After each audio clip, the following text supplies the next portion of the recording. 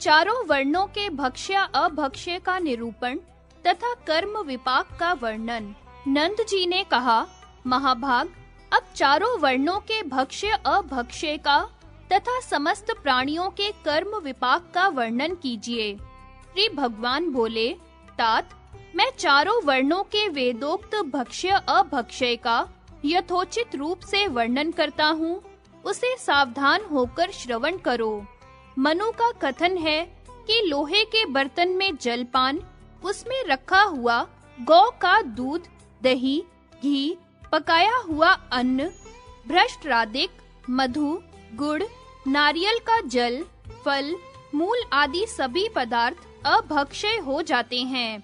जला हुआ अन्न तथा गरमाया हुआ बद्री फल या खट्टी कांजी को भी अभक्ष्य कहा गया है।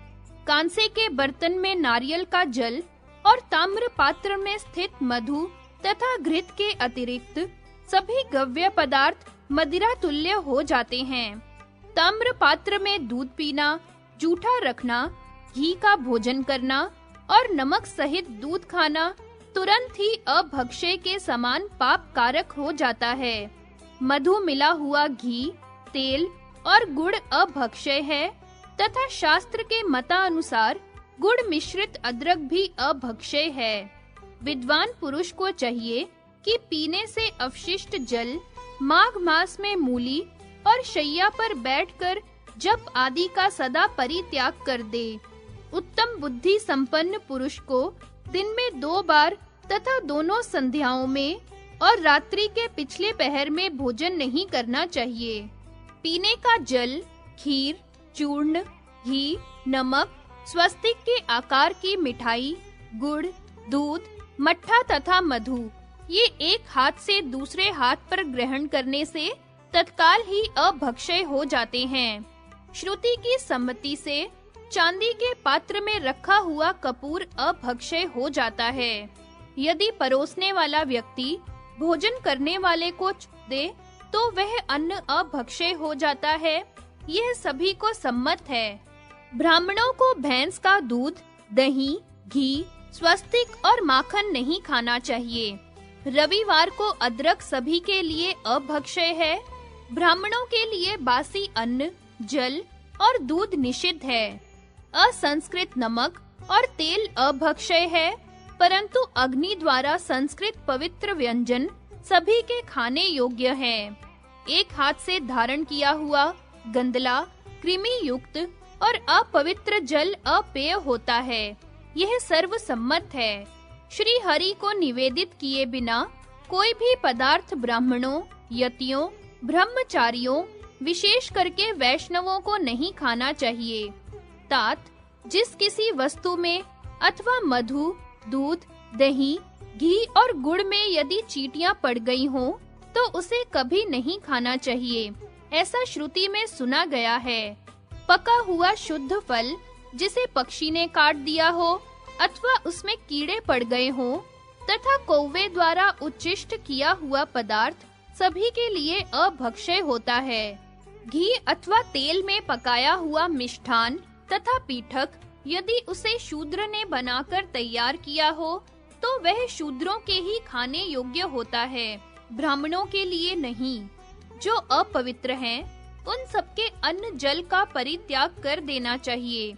अशौचांत के दूसरे दिन सब शुद्ध हो जाता है, इसमें संशय नहीं है। ब्रजेश्वर, इस प्रकार मैंने अपनी जानकारी के अनुसार भक्ष्य अभक्ष्य का वर्णन कर दिया। पिताजी, श्रुति के मतानुसार कर्मों का विपाक बड़ा दुष्कर होता है। इस विषय में क्रमशः चारों वेदों में 4 प्रकार के मत बतलाए गए हैं, जिनका सारभूत रहस्य मैं कह रहा हूँ। सुनिए। चाहे अरबों कल्प बीत जाएं, तो भी भोग किए बिना कर्म का क्षय नहीं होता। अतः अपने द्वारा किया हुआ शुभ अशुभ कर्म अवश्य ही भोगना पड़ता है। तीर्थों और देवताओं के सहयोग से मनुष्यों की भी कुछ सहायता हो जाती है, परंतु तात, जो मुझसे विमुख है, उसे निश्चय ही उसके द्वारा किए गए प्रायश्चित उसी प्रकार पवित्र नहीं कर सकते, जैसे नदियां मदिरा के घड़े को पावन नहीं कर सकती। न तो उत्तम कर्म से दुष्कर कर्म का नाश होता है और न दुष्कर्म करने से सुकर्म ही नष्ट होता है।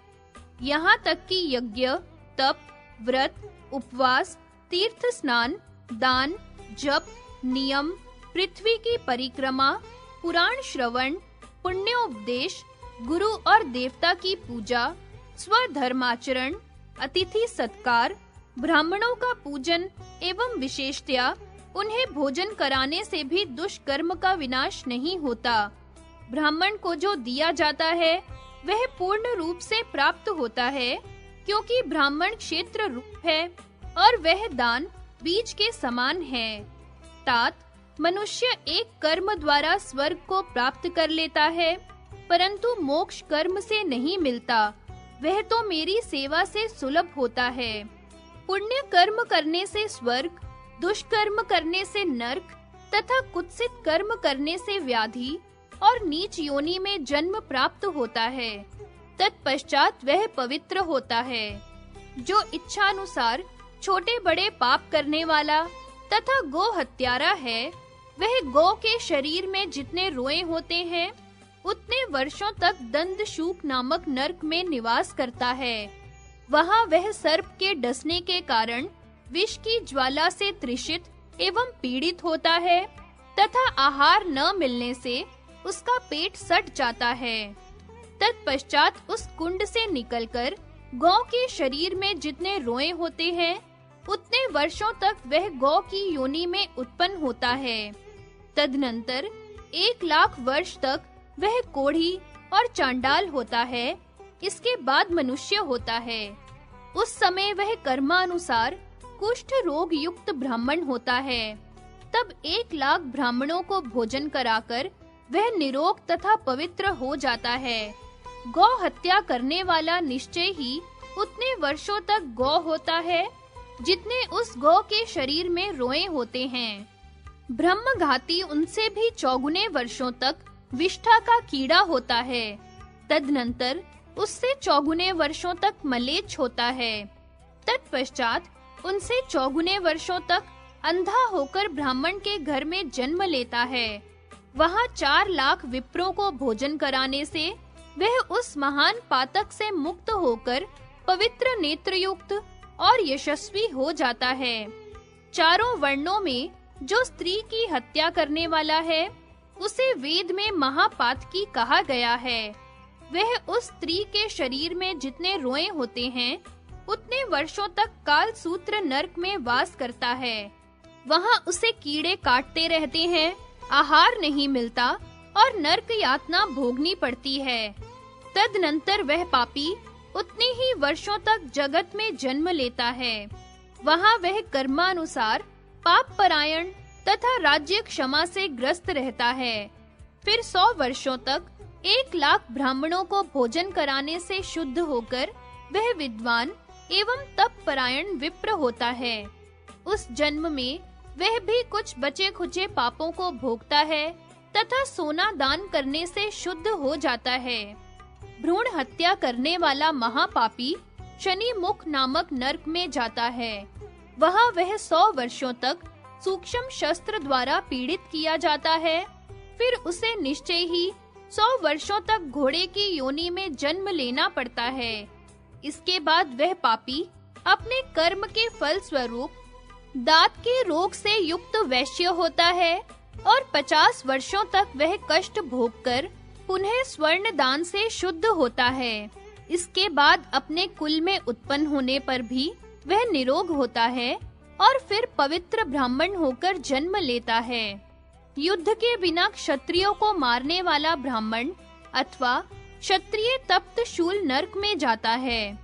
वहां उसे 1000 वर्ष तक तपाए हुए लोहे से काढ़े की भांति पकाया जाता है और वह आर्तनाद करता है।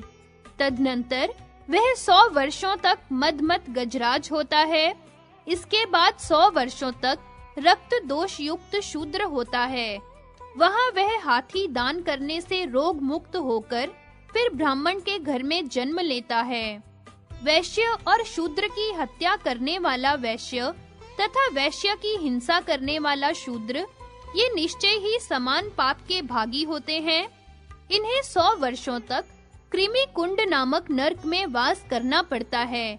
वहां कीड़ों के काटने से वह महान दुखी होता है। इसके बाद वह कृमि रोग से युक्त होकर 100 वर्षों तक किरात होता है। व्रजेश्वर तदनंतर वह 50 वर्षों तक मंद अग्नि युक्त, दुर्बल, कृशोदर, गरीब ब्राह्मण होता है।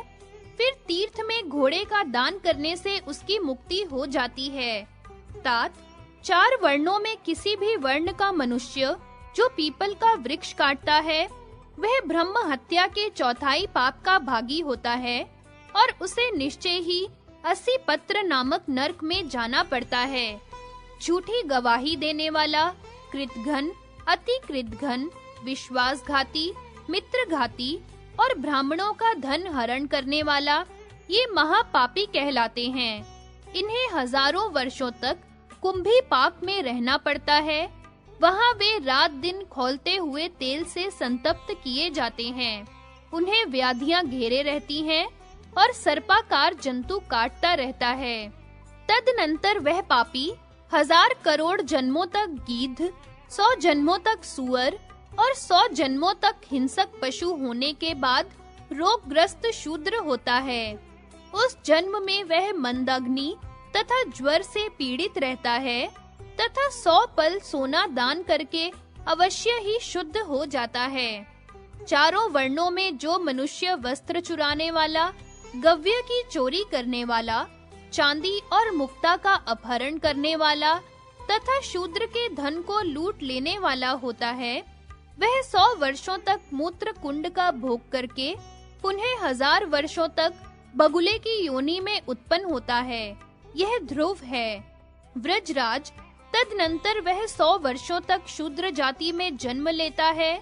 वहां वह पापी कुष्ठ रोग से युक्त होता है और उसके घाव से मवाद निकलती रहती है। तत्पश्चात थोड़ा बहुत कोढ़ से युक्त होकर ब्राह्मण होता है और 6 पल सोना दान करने से पवित्र होकर रोग मुक्त हो जाता है। जो खजाना लूटने वाला, फल चुराने वाला तथा खेल ही खेल में धन का अपहरण करने वाला है, वह भूतल पर यक्ष होता है। फिर 100 वर्षों तक नीलकंठ पक्षी होता है। तत्पश्चात भारत भूमि पर काले रंग वाला शूद्र होता है। फिर जन्म जन्मांतर के बाद अधिक अंगों वाला ब्राह्मण होता है। वहां ब्राह्मणों को भोजन कराने से पुनः ब्राह्मण होकर मुक्त हो जाता है। पके हुए पदार्थों की चोरी करने वाला निश्चय ही पशु योनि में उत्पन्न होता है। वहां वह 7 जन्मों तक, जिसका अंडकोश गंध युक्त होता है तथा जिसे कस्तूरी नाम से पुकारा जाता है, वह कस्तूरी मृग होकर पुनः 1 जन्म तक गंधक होता है। फिर गलित कुष्ठ वाला शूद्र होता है। तत्पश्चात अवशिष्ट रोग से युक्त दुर्बल ब्राह्मण होता है। वहां वह 6 पल सोना दान करने से निसंदेह मुक्त हो जाता है। धान्य की चोरी करने वाला 7 जन्मों तक दुखी और कृपण होता है। वह 100 वर्षों तक विष्ठा के कुंड में यातना भोगकर उस भय से मुक्त होता है। स्वर्ण का अपहरण करने वाला मानव कोढ़ी और पतित होता है तथा स्वर्ण दान ग्रहण करने वाला विष्ठा के कुंड में जाता है। वहां 100 वर्षों तक रात दिन विष्ठा खाने के बाद व्याध होता है। फिर रक्त विकार युक्त शूद्र होता है। उस जन्म में पाप का उपभोग करके वह पुनः अवशिष्ट रोग युक्त ब्राह्मण होता है और स्वर्ण दान करने से स्त्री के साथ गमन करने वाला पापी असंख्यों वर्षों तक पूर्वोक्त रौरव तथा महाभयंकर कुंभी पाक में जाता है। इसके बाद 1000 वर्षों तक वह कुल्टा स्त्रियों की योनि का कीड़ा और लाख वर्षों तक विष्ठा का कीट होता है। उससे पशु योनि में और पशु योनि से क्षुद्र जंतुओं में जन्म लेता है। तत्पश्चात मलेच्छ और फिर नीच शूद्र होता है। इसके बाद वह व्याधिग्रस्त ब्राह्मण होता है और पुनः ब्राह्मण होकर क्रमशः तीर्थों में भ्रमण करने से शुद्ध हो जाता है। परंतु पाप के कारण उसका वंश नहीं चलता। फिर 1,00,000 ब्राह्मणों को भोजन कराकर वह पवित्र हो जाता है और पुत्र प्राप्त कर लेता है। क्रोधी मनुष्य 7 जन्मों तक गधा होता है और जो मानव झगड़ालू होता है उसे 7 जन्मों तक कौवा होना पड़ता है। लोहे की चोरी करने वाला संतानहीन, मछली चुराने वाला कोकिल, अंजन का चोर शुक और मिठाई चुराने वाला कीड़ा होता है। तात, ब्राह्मण और गुरु से द्वेष करने वाला सिर का कीट जूं होता है। पुंचशली स्त्री का भोग करके पुरुष रौरव नरक में जाता है और फिर 100 वर्षों तक निरर्थक कीट होता है तथा वह कुलटा रौरव की यातना भोग कर 7 जन्मों तक क्रमशः विधवा, वंध्या, अस्पृश्या, जातिहीना और नकटी होती है। लाल पदार्थ की चोरी करने वाला रक्त दोष से युक्त होता है। आचारहीन मनुष्य यवन, हिंसक, लंगड़ा, दीक्षाहीन वंखर, कुदृष्टि डालने वाला काना, अहंकारी कर्णहीन, वेद की निंदा करने वाला बहरा, बात काटने वाला गूंगा, हिंसक केशहीन, मिथ्यावादी दाढ़ी रहित, दुष्ट वचन बोलने वाला दंतहीन, सत्य को छिपाने वाला जिह्वाहीन, दुष्ट अंगुली रहित तथा ग्रंथ की चोरी करने वाला मूर्ख एवं रोगी होता है। घोड़े का दान लेने वाला तथा घोड़ा चुराने वाला लाला मूत्र नामक नरक में जाता है। वहां 100 वर्षों तक रहकर फिर घोड़े की योनि में उत्पन्न होता है। हाथी का दान लेने वाला तथा हाथी चोर 1000 वर्षों तक विष्ठा के कुंड में रहकर फिर हाथी होता है। तत्पश्चात शूद्र के घर जन्म लेता है। छाक का प्रतिग्रही और चोर मनुष्य 100 वर्षों तक पुए कुंड में वास करके फिर चांडाल होता है। तत्पश्चात 1 वर्ष तक छाक की योनि में पैदा होता है। वहां शत्रु के शस्त्र द्वारा काटे जाने से मुक्त होकर ब्राह्मण होता है। जो दान की हुई वस्तु का अपहरण करता है तथा वाग दान करके पुनः उस बात को पलट देता है, वह मलेच्छ योनि में जन्म लेता है और वहां कष्ट भोगकर नरक में जाता है। व्रजेश, जो दूसरे को न देकर अकेले ही मिठाइयां गप कर जाता है, वह निश्चय ही कालसूत्र नरक में जाता है। वहां 100 वर्षों तक यातना भोगकर फिर 1000 वर्षों की आयु वाला प्रेत होता है।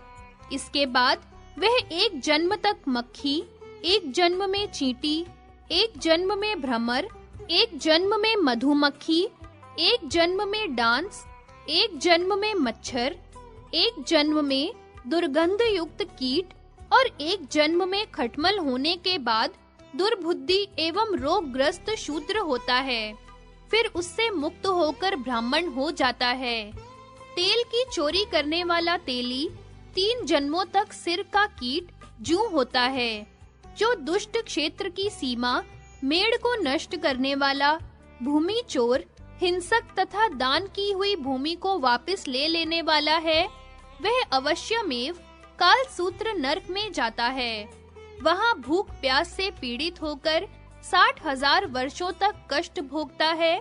तत्पश्चात विष्ठा का कीड़ा होकर उत्पन्न होता है। इसके बाद 1 जन्म में असत शूद्र होता है और उसके बाद शुद्ध हो जाता है। इसलिए विद्वान को चाहिए कि वह यह सब जानकर यत्न पूर्वक इनसे सावधान रहे। लाल वस्त्र को चुराने वाला 1 जन्म में लाल रंग का कीड़ा होता है, फिर 1 जन्म में शूद्र होता है। इसके बाद शुद्ध होकर ब्राह्मण हो जाता है। जो ब्राह्मण तीनों काल की संध्याओं से हीन है तथा जो मनुष्य प्रातःकाल और संध्या समय और दिन में सोता है, यज्ञोपवीत की चोरी करता है, अशुद्ध संध्या करता है और वेद वेदांग का निंदक है, उसके लिए स्वर्ग का मार्ग निरुद्ध हो जाता है। अर्थात वह नरकगामी होता है और 3 जन्मों तक पतित होता है। जो शूद्र होकर ब्राह्मणी के साथ व्यभिचार करता है, वह निश्चय ही कुंभी पाक में जाता है। वहां कष्ट झेलता हुआ 3 लाख वर्षों तक यातना भोगता है। वह रात दिन भयंकर खौलते हुए तेल में जलता रहता है।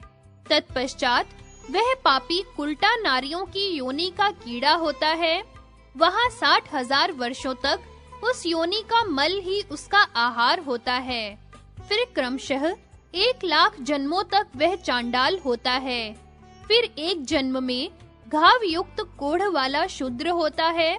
उसके बाद शुद्ध होकर व्याधि युक्त ब्राह्मण होता है। फिर तीर्थों में भ्रमण करने से शुद्ध हो जाता है।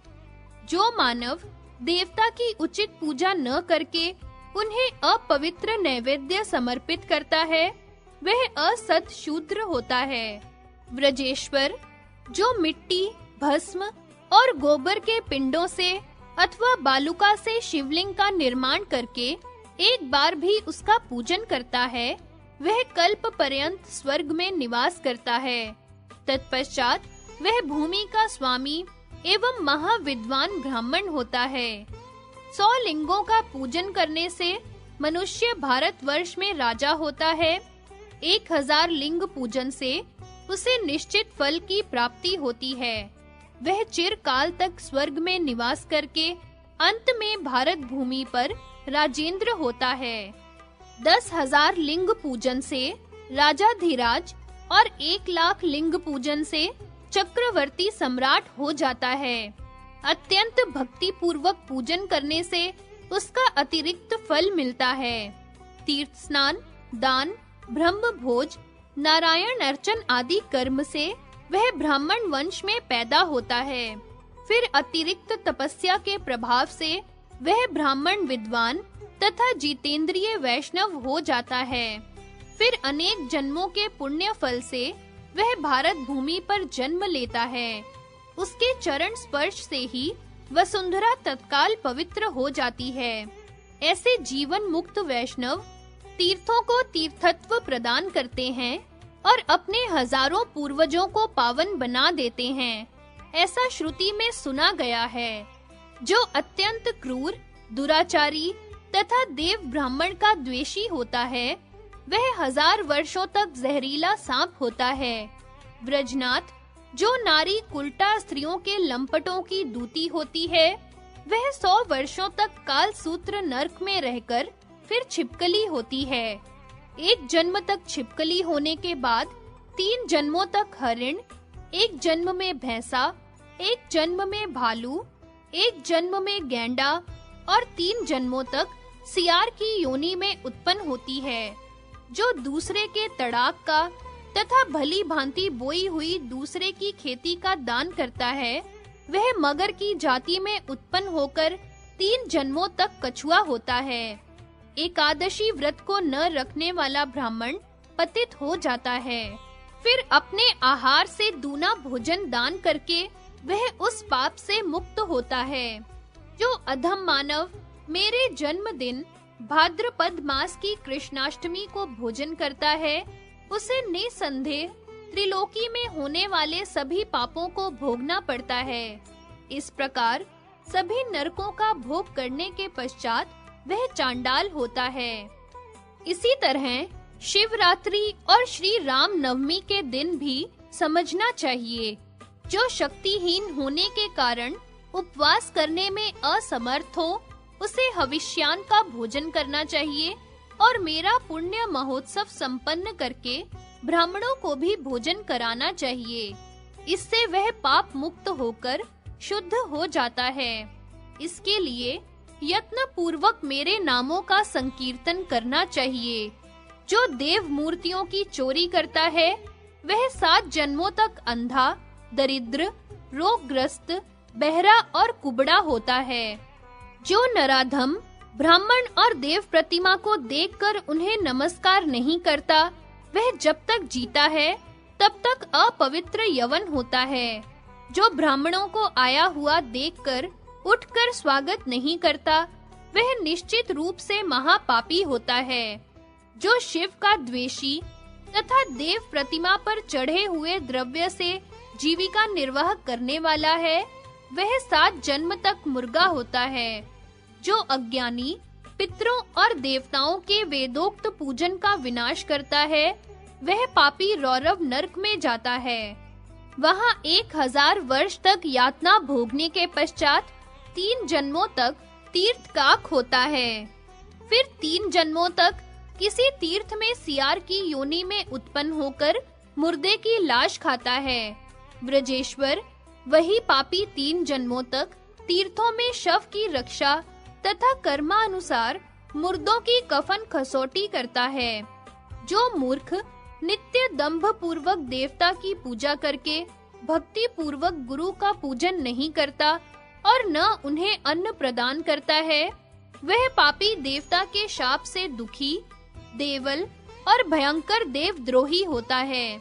उसे पूजा का फल हाथ से दीप को बुझाने वाला 7 जन्मों तक जुगनू होता है।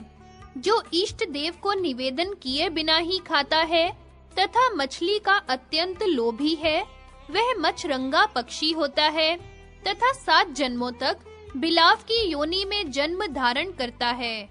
बोरा चुराने वाला कबूतर, माला हरण करने वाला आकाशचारी पक्षी, धान्य की चोरी करने वाला गोरैया और मांस चोर हाथी होता है। विद्वानों के कवित्व पर प्रहार करने वाला 7 जन्म तक मेंढक होता है।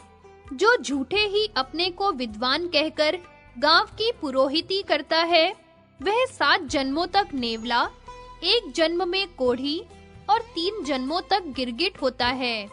फिर 1 जन्म में बरय होने के बाद वृक्ष की चींटी होता है। तत्पश्चात क्रमशः शूद्र, वैश्य, क्षत्रिय और ब्राह्मण होता है। चारों वर्णों में कन्या बेचने वाला मानव तामिस्त्र नरक में जाता है और वहां तब तक निवास करता है जब तक सूर्य चंद्रमा की स्थिति रहती है। इसके बाद वह मांस बेचने वाला व्याध होता है। तत्पश्चात पूर्व जन्म में जो जैसा होता है, उसी के अनुसार उसे व्याधि आ घेरती है। मेरे नाम को बेचने वाले ब्राह्मण की मुक्ति नहीं होती, यह ध्रुव है। मृत्यु लोक में जिसके स्मरण में मेरा नाम आता ही नहीं, वह अज्ञानी 1 जन्म में गौ की योनि में उत्पन्न होता है। इसके बाद बकरा, फिर मेढ़ा और 7 जन्मों तक भैंसा होता है।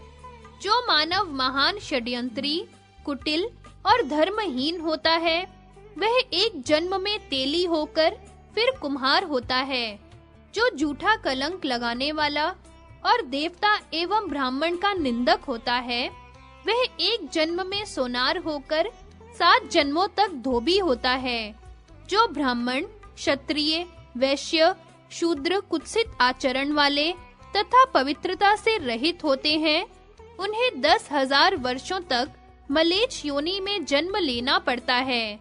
जो पुरुष काम भाव से स्त्रियों की कटी, स्तन और मुख की ओर निहारता है, वह दूसरे जन्म में दृष्टिहीन और नपुंसक होता है। जो ब्राह्मण ज्ञानहीन होते हुए अभिचारिक कर्म करने वाला तथा हिंसक होता है, वह इस प्रकार 10,000 वर्षों तक अंधतामिस्त्र नरक में वास करता है।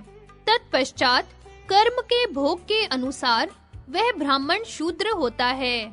जो शास्त्रज्ञ ज्योतिषी लोभवश झूठ बोलता है, वह 7 जन्मों तक वानरों का सरदार होता है। यह ध्रुव है। तत्पश्चात वह धर्महीन पापी अनेक जन्मों की तपस्या के फल स्वरूप भारतवर्ष में उत्तम बुद्धि संपन्न परम धर्मात्मा ब्राह्मण होता है। अपने धर्म में तत्पर रहने वाला ब्राह्मण अग्नि से भी बढ़कर पवित्र और अत्यंत तेजस्वी होता है। उससे देवगण सदा डरते रहते हैं। जैसे नदियों में गंगा, तीर्थों में पुष्कर, पुरियों में काशी, ज्ञानियों में शंकर, शास्त्रों में वेद, वृक्षों में पीपल, तपस्याओं में मेरी पूजा तथा व्रतों में उपवास सर्वश्रेष्ठ है, उसी तरह समस्त जातियों में ब्राह्मण श्रेष्ठ होता है। समस्त पुण्य, तीर्थ और व्रत ब्राह्मण के चरणों में निवास करते हैं। ब्राह्मण की चरण रज शुद्ध तथा पाप और रोग का विनाश करने वाली होती है। उनका शुभ आशीर्वाद सारे कल्याणों का कारण होता है। तात, इस प्रकार मैंने अपनी जानकारी तथा शास्त्र ज्ञान के अनुसार आपसे कर्म विपाक का वर्णन कर दिया। अब जो अवशिष्ट है उसे श्रवण करो। इस कर्म विपाक को सुनकर उस वाचक को सोना, चांदी, वस्त्र और पान देना चाहिए। मनुष्य को चाहिए कि मेरी प्रसन्नता के लिए उस ब्राह्मण को तुरंत 100 स्वर्ण मुद्राएं, बहुत सी गायें, चांदी, वस्त्र और तांबूल दक्षिणा रूप में समर्पित करे। केदार कन्या के वृत्तांत का वर्णन। नंद जी ने पूछा, प्रभो, आपने स्त्रियों के प्रसंग से केदार कन्या का प्रस्ताव करके कर्म विपाक का वर्णन किया। अब विस्तार पूर्वक केदार कन्या का चरित्र बतलाइए। वह केदार कन्या कौन थी? भूपाल केदार कौन थे? किसके वंश में उनका जन्म हुआ था? यह विवरण सहित मुझे बतलाने की कृपा कीजिए। श्री भगवान ने कहा, नंद जी, सृष्टि के आदि में ब्रह्मा के पुत्र स्वयंभुव मनु हुए। उनकी स्त्री का नाम शतरूपा था, जो स्त्रियों में धन्या और माननीय थी। उन दोनों के प्रियव्रत और उत्तानपाद नामक 2 पुत्र हुए। उत्तानपाद के पुत्र महायशस्वी ध्रुव हुए। ध्रुव के पुत्र नंद सावर्णी और नंद सावर्णी के पुत्र केदार हुए। स्वयं श्रीमान केदार विष्णु भक्त तथा 7 द्वीपों के अधिपति थे। उनकी रक्षा के लिए वे प्रतिदिन राज दरबार में सुंदर रूप रंग वाली सीधी नौजवान गायें, जिनके सींगों में सोना मढ़ा गया था, ब्राह्मणों को दान करते थे। प्रातः काल से लेकर सायं काल तक ब्राह्मणों को भोजन कराते थे। दुखियों और भिक्षुकों को यथोचित दान देते थे और स्वयं राजा विष्णु भक्ति परायण हो इंद्रियों को काबू में करके फल मूल का आहार करते हुए सब कुछ मुझे समर्पित करके रात दिन मेरा जप करते थे। तदनंतर लक्ष्मी अपनी कला से कामिनियों में श्रेष्ठ कमल नयनी कन्या के रूप में उनके यज्ञ कुंड से प्रकट हुई। उनके शरीर पर अग्नि में तपाकर शुद्ध किया हुआ वस्त्र था और वे रत्नों के आभूषणों से विभूषित थी। उन्होंने राजा से यूं कहा, महाराज, मैं आपकी कन्या हूँ। तब राजा ने भक्ति पूर्वक उसकी भली भांति पूजा की और उसे अपनी पत्नी को समर्पित करके वे चुपचाप खड़े हो गए। तदनंतर वह कन्या हर्ष पूर्वक विनती करके और माता-पिता की आज्ञा ले तपस्या करने के लिए यमुना तट पर स्थित रमणीय पुण्य वन को चली गई। वह वृंदा का तपोवन था, इसीलिए उसे वृंदावन कहते हैं। वहां तपस्या करके उसने वरों में श्रेष्ठ मुझको वर रूप से वरण किया। तब ब्रह्मा ने उसे वरदान दिया कि कुछ काल के पश्चात तू कृष्ण को प्राप्त करेगी। फिर ब्रह्मा जी ने उसकी परीक्षा के लिए धर्म को एक परम सुंदर तरुण ब्राह्मण के रूप में उसके पास भेजा। वहां जाकर धर्म ने कहा, मनोहरे, तुम किसकी कन्या हो? तुम्हारा नाम क्या है? यहाँ एकांत में तुम क्या कर रही हो? यह मुझे बताओ। सुंदरी, तुम क्या चाहती हो और किस लिए यह तपस्या कर रही हो? तुम्हारा कल्याण हो। तुम्हारे मन में जो अभिलाषा हो वह वरदान मांगो। वृंदा बोली, विप्रवर, मैं केदार जी की कन्या हूँ। मेरा नाम वृंदा है। मैं इस वृंदावन में वास करती हुई एकांत में तपस्या कर रही हूँ और श्री हरि को अपना पति बनाने की चिंता में हूँ। अतः ब्राह्मण, यदि तुम्हारे में ऐसा वरदान देने की शक्ति हो तो मेरा अभीष्ट वर मुझे प्रदान करो। अन्यथा यदि तुम असमर्थ हो तो अपने रास्ते जाओ। तुम्हें यह सब पूछने से क्या लाभ? धर्म ने कहा, वृंदे, जो इच्छा रहित, तर्कणा करने के अयोग्य, ऐश्वर्यशाली, निर्गुण, निराकार और भक्त अनुग्रह मूर्ति है, उन परमात्मा को पति बनाने के लिए लक्ष्मी और सरस्वती के अतिरिक्त दूसरी कौन स्त्री समर्थ हो सकती है? वैकुंठशायी चतुर्भुज भगवान की ये ही 2 भार्याएं हैं। गोलोक में भी जो द्विभुज वंशी बजाने वाले किशोर गोप वेशधारी परिपूर्णतम श्री कृष्ण हैं, उनकी पत्नी स्वयं परात्परा महालक्ष्मी राधा हैं।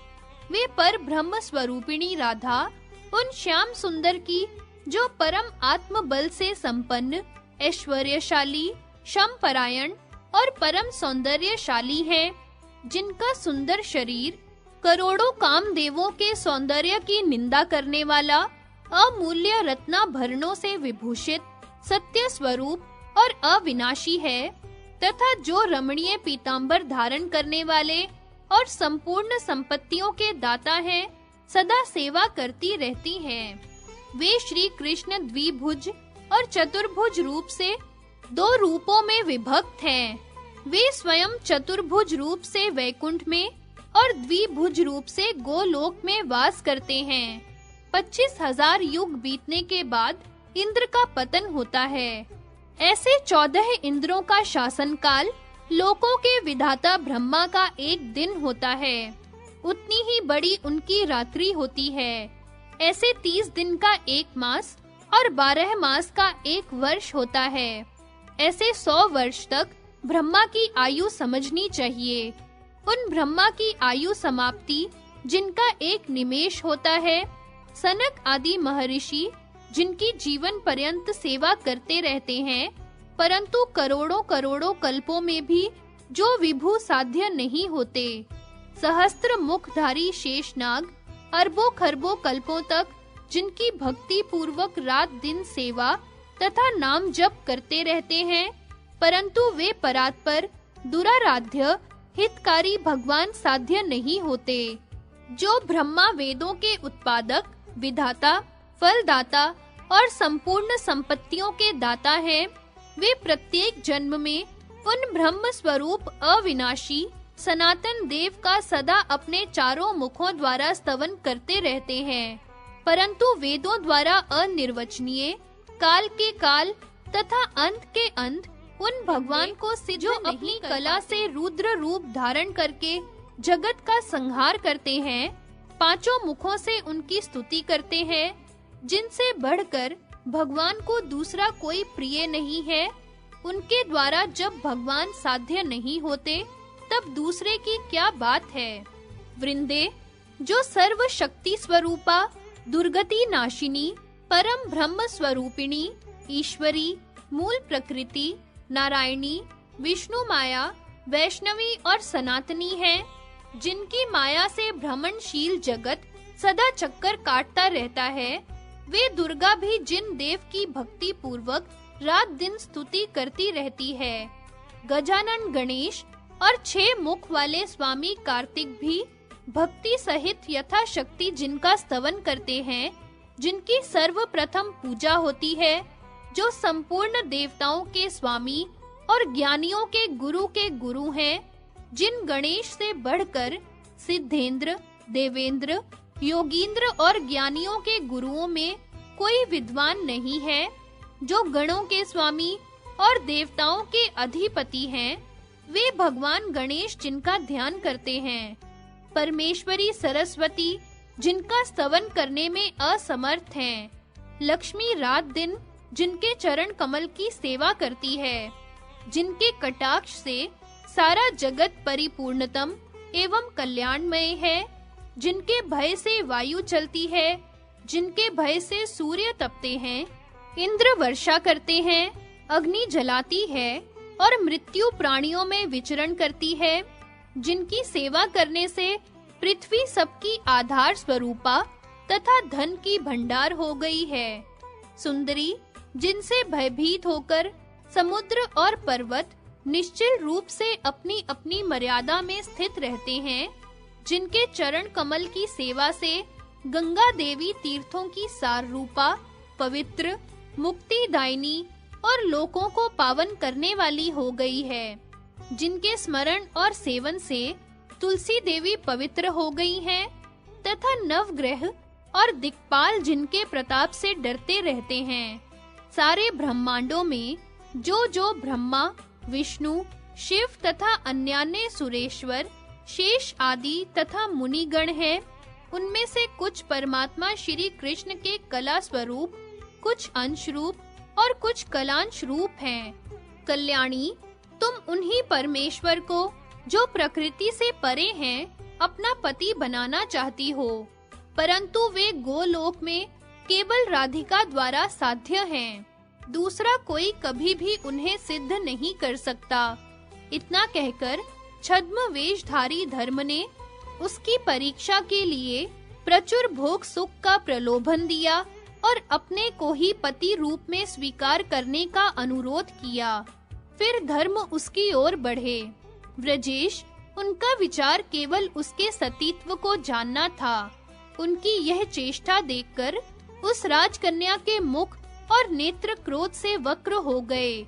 तब वह हितकारक, सत्य, योग युक्त, यशस्कर एवं धर्मार्थ वचन बोली।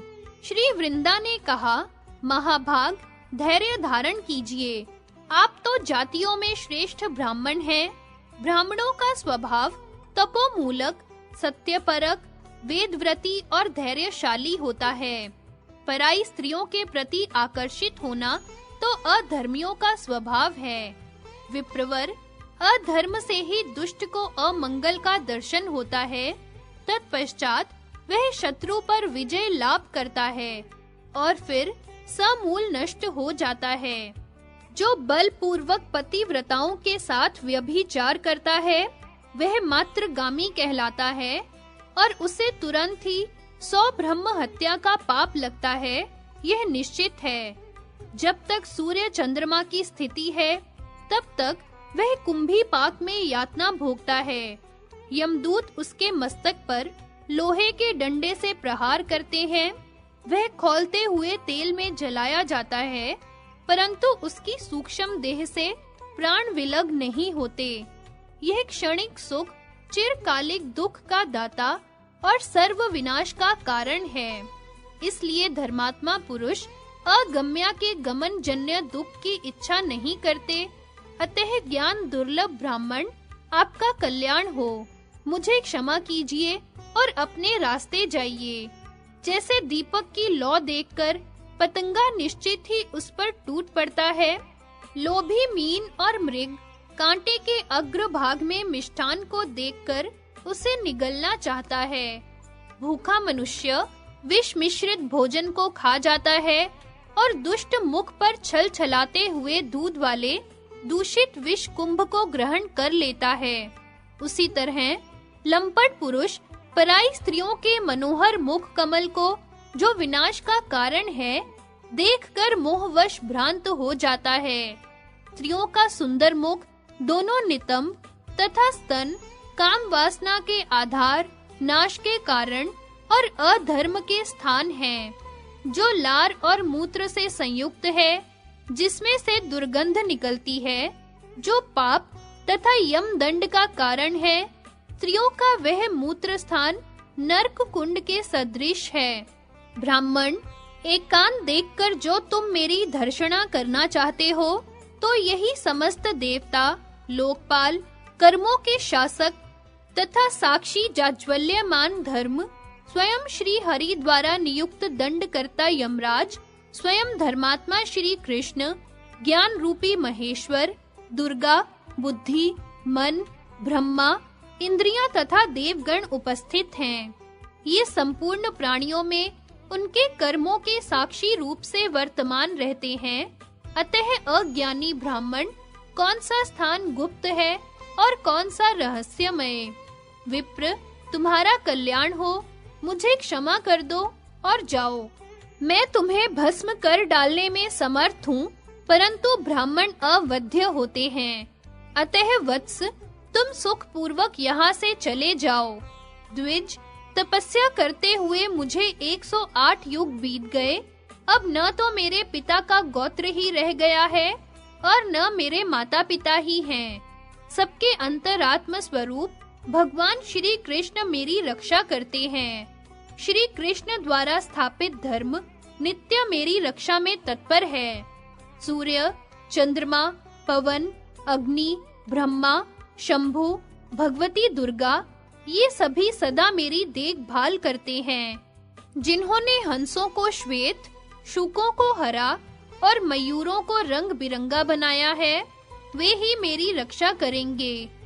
सभी देवता अनाथों, बालकों तथा वृद्धों की सर्वदा रक्षा करते हैं, अतः नारी समझकर धर्म मेरा परित्याग करके नहीं जा सकते।